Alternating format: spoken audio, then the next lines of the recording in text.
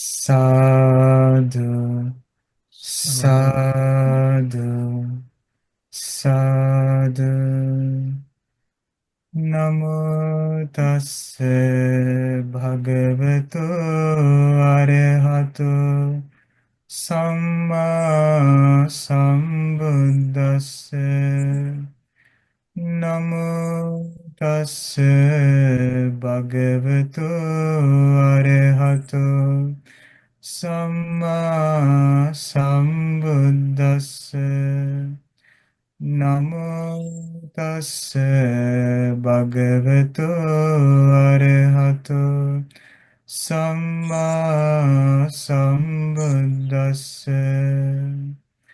Homage to the Blessed One, the Worthy One, the Supremely Enlightened One.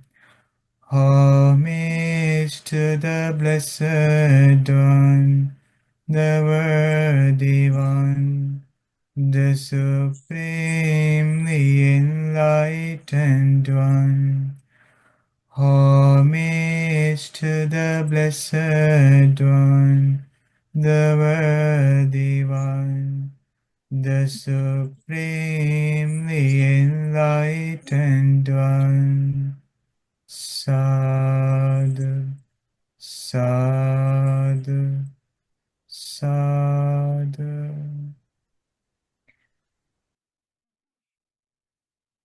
Okay, friends, let's begin our Dhamma discussion. So, in our previous session, we started to talk about the Anapanasati meditation, breathing meditation. So, even though we have another part of breathing meditation to discuss, so I thought because we are having a new set of discussions in this new year, so because we need a fresh start, so I decided to share with you some of the other aspects of the Buddha's teachings, especially the teachings related to the a true person, a Sappurisa. Perhaps you might not have heard this one before, so I haven't shared this type of discussion before. But I thought like this would be very beneficial for many of us to learn about this concept also. Here I will share with you a sutta called Sappurisa Sutta about a teaching about the true person. Actually, this was said by the Buddha regarding the evil monk Devadatta. So the Devadatta was a monk lived in the Buddha's time with the evil intentions. He wanted to become the Buddha by force by harming the Buddhas. Even though that he entered to the training, but he couldn't successfully attain the stages of enlightenment. He stuck in the his training, and he decided because of the Buddha's power, the Buddha's fame, so he himself wanted to take that, so did so many evil things to the Buddha and to the community of the disciples. So in this case, so the Buddha gave so many like important advices and the teachings to protect one's life in the spiritual path. So let's try to understand this concept about the true person according to the Buddha. Sappurisa, that is the name of the teaching, and the simple meaning of the Sappurisa is the embodiment of a true person in Buddhism. So, someone who lives with ethical discipline, mindfulness, wisdom, and compassion. They serve as a role model and guide, inspiring others to follow the Dhamma and work toward liberation. Their life reflects the qualities of a fully integrated and awakened being. So, that is the role model of the spiritual practice according to the teachings. Those who are following the Dhamma, gradually they attain this stage of Sapurisa. They enter to the realm of a true person. So there are some of the teachings Buddha explain about this way of life. So Buddha say, mendicants, I will teach you the level of untrue person and the level of true person. First, he say there is this difference, this distinction that there is a untrue person and a true person. The term he say like I will teach you the level of that untrue person and the true person. The term level in this context refers to the distinct stages of qualities that differentiate an untrue person from a true person. These levels are not about physical status, but about moral and spiritual progress. So there are some metrics, like, there are some teachings which explains about this true person and untrue person. Now the Buddha say, what is the level of the untrue person? The asapurisa, or the untrue person, is ungrateful and thankless. For the wicked only know how to be ungrateful and thankless. It is totally the level of an untrue person to be ungrateful and thankless. Now the Buddha say the person is an untrue person because of being ungrateful and thankless, which means, for an example, let's say somebody were to support a person. So if that person forget about that and does not possess the gratitude about that, so he become a untrue person according to the teachings. Now, when it comes to the thanklessness, which means the when a person lacks the inner deep appreciation for a support another person did for them, that person is the untrue person because that they don't have that appreciation for the help or the support that they received. It is totally the level of an untrue person to be ungrateful and thankless.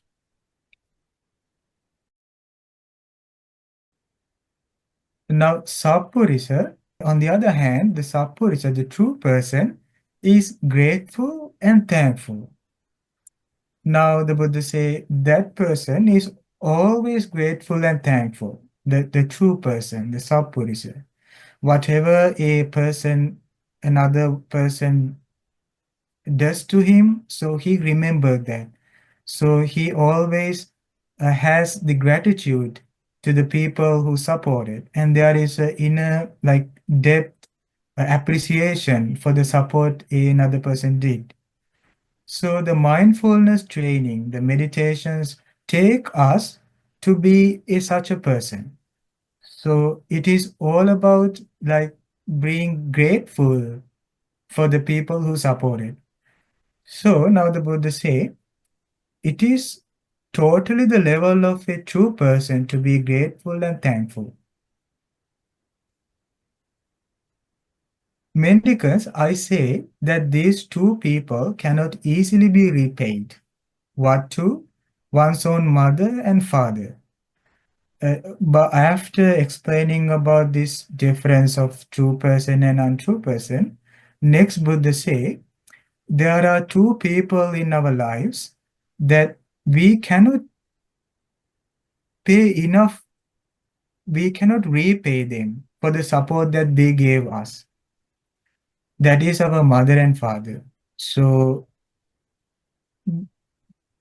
let's move on. Now the Buddha say, you would not have done enough to repay your mother and father, even if you were to carry your mother around on one shoulder and your father on the other. So even if a person think while I was young, while I was little, my mother and father cared for me and they protected me and they gave all the guard and protection and security for me and they loved me and they cared me. So I should repay for that. I should give my thank and gratitude for them.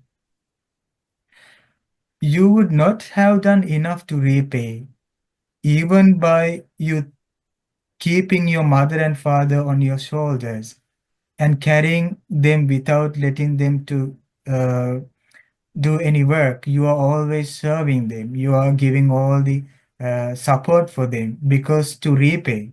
Now Buddha say even one does that for a and even if you lived like this for 100 years, and if you were to anoint, massage, bath, and rub them, and even if they were to defecate and urinate right there, even if you were to establish your mother and father as supreme monarch of this great earth, he said, even if a person, a child, say, suppose like they are become the full powerful about the great earth, which means like if a person become a king or a queen, so they might offer that to their one's mother and father, and they will repay for one's own mother and father by giving the great earth, the power of the great earth for them, the supreme monarch for them. You would still not have done enough to repay them. Even so, you are not doing enough for them to repay. Individually, we have a kind of a debt for our mother and father because of their help and support that they gave us.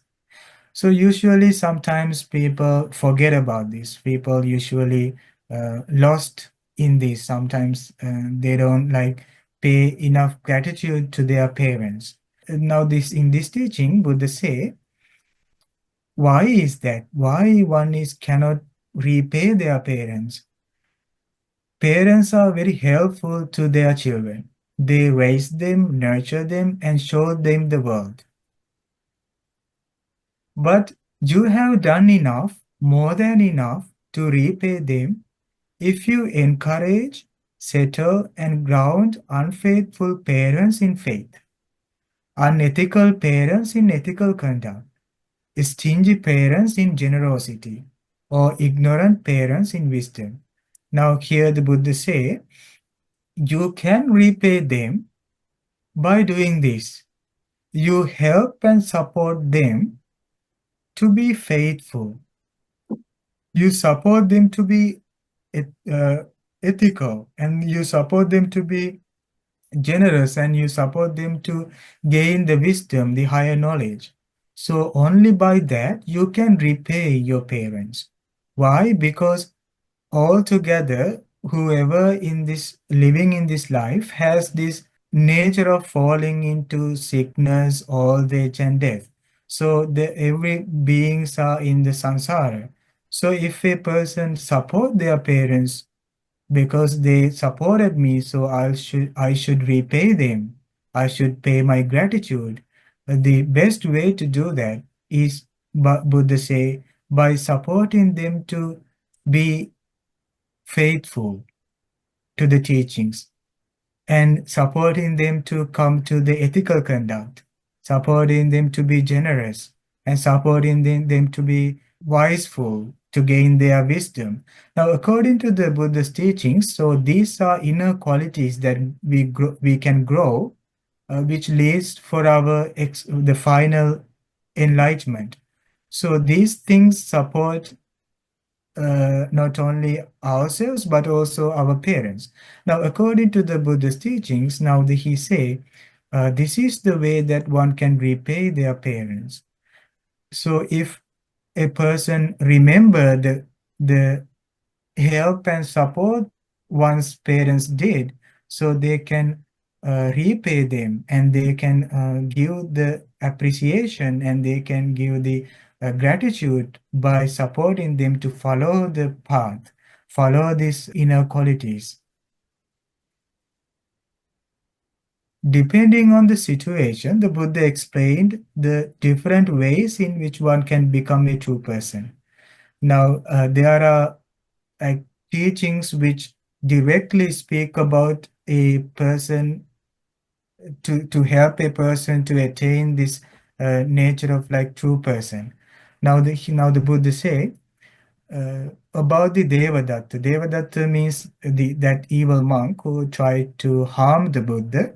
So once this Devadatta, Buddha spoken about him, because that he couldn't be able to become a true person because of some reasons. There were some things which in his life which made him to become a untrue person, that he couldn't attain the final goal. It was because of some things. Now the Buddha say, monks Devadatta, whose mind is overcome and obsessed by the three kinds of wickedness, will inevitably go to the plane of misery, to hell for the duration of an aeon. So even that he entered to the training, he couldn't successfully attain the final goal, but he had a very good like meditative attainments, which means he even had the fourth level of absorption, fourth level of jhana, which means he was meditating and he could attain even the highest level of the fourth level of jhana, which means his mind is very centered, and he could even like do the psychic powers. Once because that he had the jealous to the Buddha, and also that he wanted to take the power the Buddha had, so he plot to kill the Buddha. So he talked with another king in a country that he asked for the support. Actually, the way he did that was that by showing the king his psychic powers. One day the king was in his palace, so he appeared in front of the king with covered snakes all over his body by psychic powers.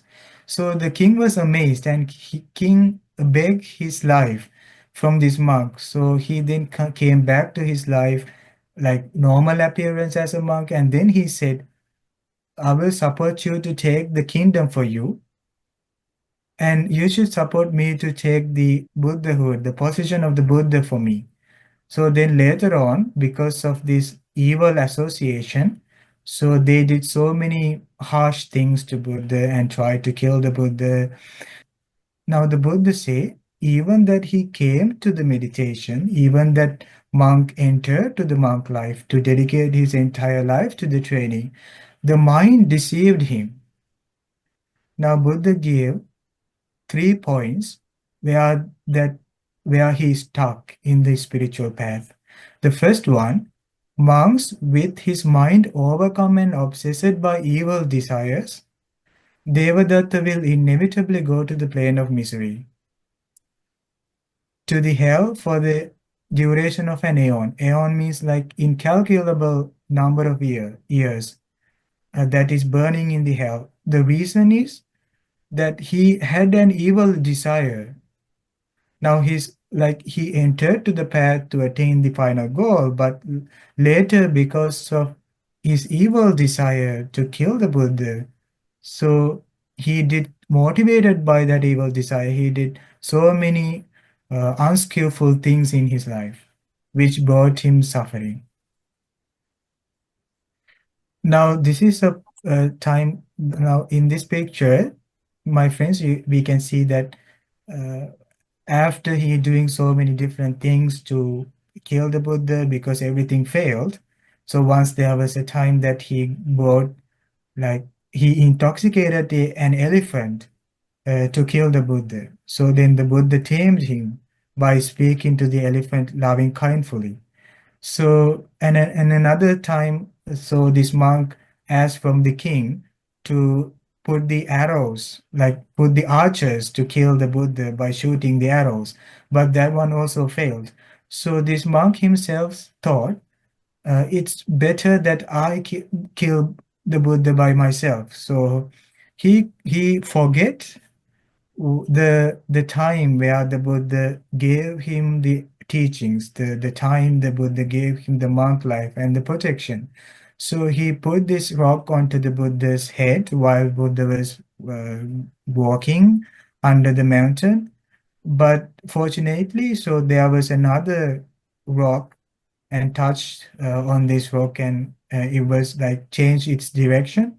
So but it said that a little piece of the rock fall into the Buddha's feet, and Buddha was injured. So that was a bad karma that he collected, that took him to the hell for an aeon. So, but he started with the training, but ended up with doing so many unskillful things and collected great demerit for his life. Now, the first one would say it was because that his mind was obsessed by the evil desires. And the next would say the second, monks with his mind overcome and obsessed by evil friends. Devadatta will inevitably go to the plane of misery. Now, the second point was that he was supported by evil friends. Now, there was another group of monks who aligned with this idea and supported this intention of this Devadatta. So, there were so many like support for him, like by those group of monks who nurturing the evil intentions of this monk. So because as long as this monk was associating with that group of friends, so his intentions was grown. But unfortunately, the intentions was bad intentions. So that king and also the other monks uh, acted as a evil friends for this Devadatta. And the third point is very important one that we need to um, understand this point. The third, although there was further to be attained, he stopped practicing after gaining a minor attainment of absorption. So the Buddha, mostly Buddha say that this teaching is not to stop in a like a certain place, but it takes to the last stage, the final goal. The final goal is to eradication of like anger, greed, and delusion. That's the final goal. But even this Bhante, like even this monk, attained some of the absorption, some of the levels of the meditation, some of the part of the concentration. There was further to be attained. He stopped practicing after gaining a minor attainment of absorption.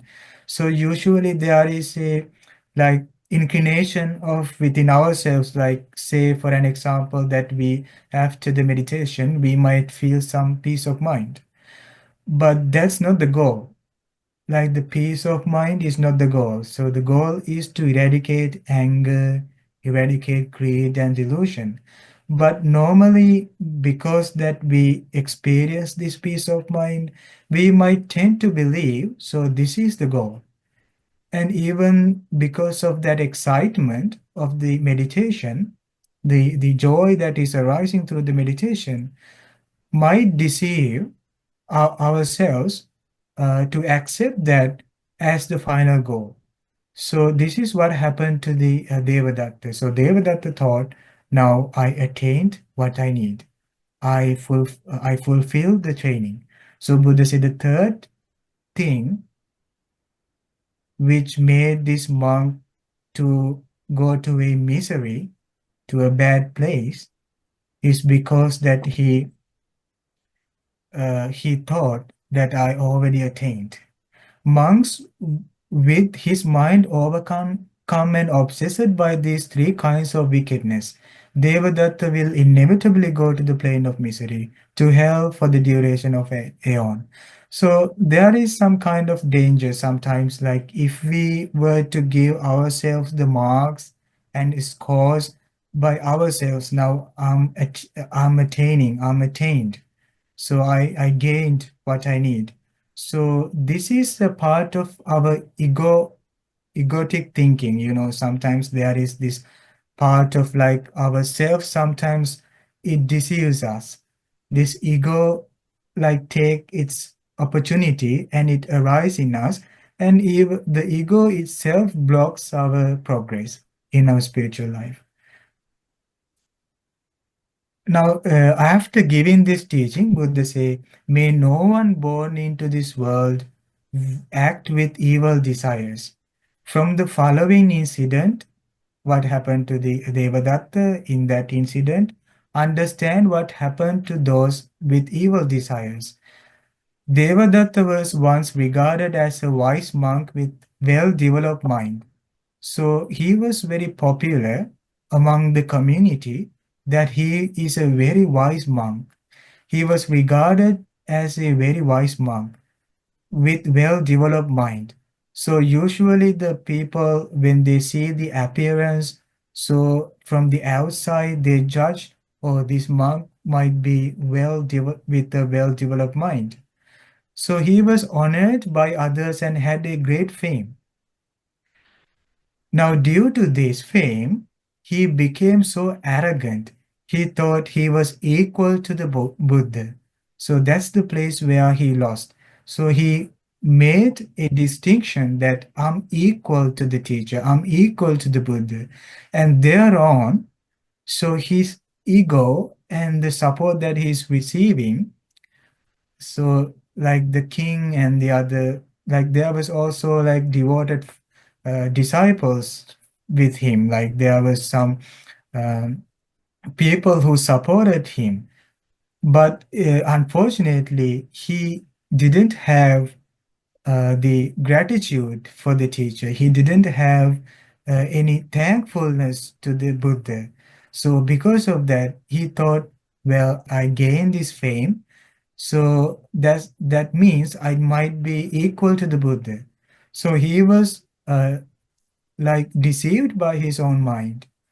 So due to the fame, he became so arrogant, he thought he was equal to the Buddha. He insulted the Buddha and finally went up to the frightful four-doored Avicii hell. So he attained the meditation attainments, like he had the uh, first, second, third, and fourth jhanas. And again, he also had the fame, and also he had the respect from the others. But unfortunately, he lived with ungratefulness. He lived with thanklessness. He couldn't become a true person. He was a untrue person. Now that's why even during the training, we need to be more careful while we are meditating and developing mindfulness to protect us from these evil intention, evil friends. And the third one was like even that we attain something, we should not like conclude, we should not think this is the final goal. Now again the Buddha say in that teaching, when someone plots against a pure-minded one who commits no evil deeds, the evil touches the person himself. The one is disrespectful and has a corrupted mind. So Buddha said there is a person like the Buddha with a pure-minded, but someone plots against that pure-minded person.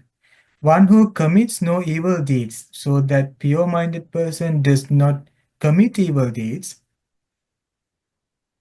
but the other person who is trying to revenge from this from a pure-minded person, Buddha say the evil touches the person himself, the one who is disrespectful and has a corrupted mind. Like in a boomerang effect, if somebody were to do some harm for a enlightened monk or to a Buddha, so it said that it comes back to them because of the pure heart those beings possess, because they used to have a extreme like loving kindful heart. So because the law of nature has a is it still has a like it has a uh, usual flow that the karmas comes to the person who is going to harm such a person. So that's what happened to the Devadatta. So Devadatta wanted to kill the person, kill the Buddha, but it came back to him like a boomerang. So if one wishes to pollute the great ocean with a pot of poison, he would not succeed, for the mass of water is great. So it is with one who tries to abusively attack the Buddha, who has reached perfection and lives with a constantly peaceful mind. Abuse has no effect on the Buddha. One should befriend and associate with a wise monk who has followed the Buddha's path and has reached the end of suffering. So the things which brought this Devadatta, the evil monk, to put himself into a misery is because first one was the evil intentions, second one was the evil friends, those who supported the intentions, and the third one was that he judged himself, even though that he didn't attain the enlightenment, that he believed that I attained the enlightenment. Now again, Buddha say, now by that we can understand because he lacked the gratefulness, he lacked the gratitude, and he lacked the thankfulness.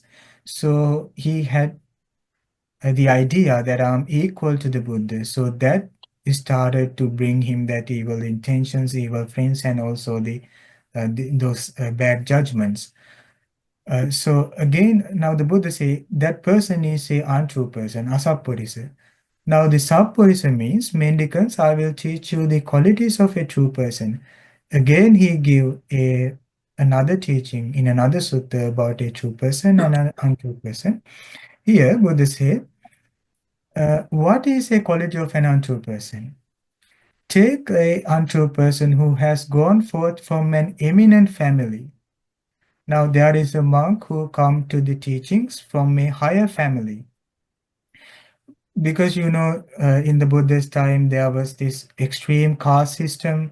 So even that the monk entered to the monk life, there might be some judgments in his mind that when he look at the others might like easily come to this habit of like judging, relying on the family, like the eminent family, the caste system. So then Buddha say, unto a person who has gone forth from an eminent family, reflect like this. I have gone forth an eminent family, unlike these other mendicants. And they glorify themselves and put others down on account of that. This is a quality of an untrue person. He say, by relying on the fact that he's from a like a eminent family, and when he put down others by glorifying himself, that act is a quality of an untrue person. Here the Buddha emphasizes the inner purity of a person rather than social measures of worth within the community.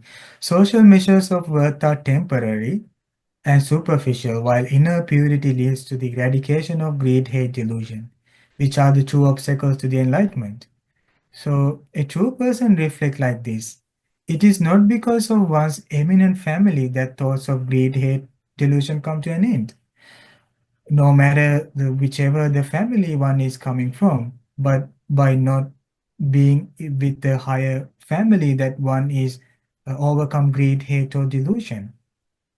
Now, the true person thinks, even if someone has not gone forth from an eminent family, if they practice in line with the teaching, practice properly, and live in line with the teaching, they are worthy of honor and praise for that. Keeping the practice to themselves, they don't glorify themselves and put others down on account of their eminent family. This is a quality of a true person. Now, Buddha say, whenever the evil intention arises in the mind, one can think and reflect like this. And this is how one can protect one's life in the spiritual path. So one think, no matter whichever the family one enters to the community, uh, that does not bring the anger, greed, and delusion to an end, but the practice which brings these unskillful anger, greed, and delusion comes to an end. So they rely on the practice rather than the outside, the status or the other outside external factors. So he come to the practice. So this is a way that we can easily bring our mind to our goal, to our true goal. So Buddha say by the skillful means that you bring your mind to the goal, doing skillful things. Now the skillful thing is that you are thinking, a person is thinking. that not because of an family that one abandoned greed, hate, delusion, but by being on the practice. And Buddha praised this. He said, this is a quality of a true person. Furthermore, take an untrue person who has gone forth from a great family, from a wealthy family, from an extremely wealthy family. They reflect, I have gone forth from an extremely wealthy family, unlike these other mendicants. And they glorify themselves and put others down on account of that. But that's not a good thing to be glorified, which means like it is okay to be like happy about one's own family. But here Buddha mentions about the training. He say like when a person glorify themselves and become priders about that and hold the so much vanity over them, then the reaction is that they put others down on account of that. This too is a quality of an untrue person. But the true person reflects it's not because of one extremely wealthy family that thoughts of greed, hate, delusion come to an end. Even if someone has not gone forth from extremely wealthy family, if they practice in line with the teaching, practice properly, and live in line with the teaching, they are worthy of honor, praise for that. They are worthy of praise for that. Keeping the practice to themselves, they don't glorify themselves and put others down because of the extreme wealthy family. This too a quality of a true person. Furthermore, take an untrue person who is well known and famous. So this is what happened to the Devadatta. So he became so well known and so famous. But as long as he was a untrue person, it brought him so much like bad energy for him, like bad intentions for him because of that fame, because he didn't know how to handle the fame. So the fame itself is not wrong, but the way that the person handled it was most important. So now, because he was untrue person, because he lost his thankfulness and gratitude, so he lost in his spiritual path. Now the famous person think they reflect, I'm well known and I'm very famous. Those other mendicants, other meditators are obscure and insignificant. And they glorify themselves and put others down on account of that. This too is a quality of an untrue person. But the true person thinks it is not because of one's fame that thoughts of greed, hate, or delusion come to an end. Even if someone is not well known, if they practice in line with the teaching, practice properly, and live in line with the teaching, they are worthy of honor, and they are worthy of honor and praise for that. So they should be praised, they should be honored because that they don't have anger, greed, and delusion. So they, because of the practice, one become honored, one become praised, but not because of one's own like external factors. Now the Buddha say, the this is a good way uh, for every one of us. Like when we practice the teaching, so we can be happy about that because that we attain the progress in the teaching. But if there is a if a person become popular by by practicing the teachings, that can be a challenging point. Like they need to come back to their practice. They should think, well, even I might be popular, I might be well known, but I myself need to keep on practicing on that up until that I eradicate the anger, greed, and delusion. So then by that, this person become worthy of honoring, worthy of praise. Keeping the practice to themselves, they don't glorify themselves and put others down on account of their fame. This too is a quality of a true person. Furthermore, take an untrue person enters and remains in the first absorption. Now the Buddha says that person entered to the concentration, the first level of absorption. and they reflect, I have attained the first absorption. Unlike these other mendicants, I attain my stillness, I attain my focus, but others couldn't attain that. So then they glorify themselves and put others down on account of that. See, my friends, even the mind is still. The unskillful judgments won't stop until that we reflect in a correct way. So the natural inclination of the mind is that as soon as we attain the stillness, let's suppose the first absorption, first jhana, so the conceiving, the conceit won't stop there. Like one start to think and glorify, oh, I attained harder this level of my concentration, but others couldn't attain that. And then they start to put others down. Now the Buddha said, this too is a quality of an untrue person. See, my friends, not the meditation itself makes us a true person, but remembering that there is a person who supported me, there is a person who helped me to this teaching. So that make them to be a true person. But when a person attain the stage of like the concentration, doesn't mean that he become a true person only by attaining that concentration, by stillness. Because that's what happened to the Devadatta. So he attained the fourth level, but he had the evil intention. And he attained the fourth level, and he also had the psychic powers.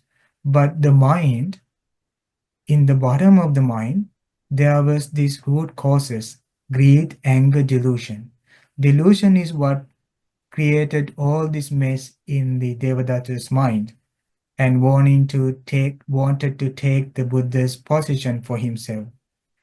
So the true essence of the meditations are to eradicate anger, greed, and delusion and uproot them forever. So that's how we can live peacefully, not just by attaining the stillness. A true person reflects the Buddha has spoken of not being determined even by the attainment of the first absorption. For whatever they imagine it turns out to be something else. Now, the first absorption, the stillness, the first level of the stillness, does not the core teaching. It's not the goal.